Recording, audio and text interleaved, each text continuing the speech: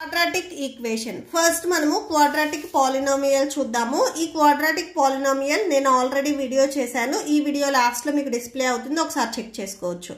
ఏదైతే పాలినామియల్ ఉందో ఆ పాలినామియల్ కి డిగ్రీ అనేది 2 ఉంటే దాన్ని మనము క్వాడ్రాటిక్ పాలినామియల్ అంటాము.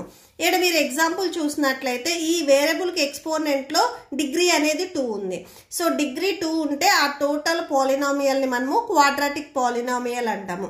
ఇక్కడ మనము క్వాడ్రాటిక్ ఈక్వేషన్ గురించి చెప్తున్నాం.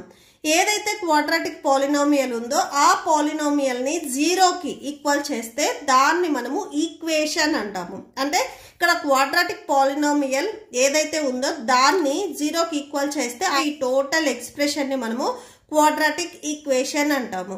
ఇక్కడ మీరు 2 ఎగ్జాంపుల్స్ చూసినట్లయితే సేమే ఉన్నాయి. డిగ్రీ 2 ఉంటేనేమో క్వాడ్రాటిక్ పాలినామియల్ అంటాము. ఆ క్వాడ్రాటిక్ పాలినామియల్ ని మనం 0కి ఈక్వల్ చేస్తే దాన్ని మనము క్వాడ్రాటిక్ ఈక్వేషన్ అంటాము. ఇది జనరల్ టర్మ్స్ లో మనం ఎలా చెప్తాము అంటే ax² + bx + c = 0 ఈ ఫామ్ లో ఉండాలి అని మనం చెప్తాము. ఓకే.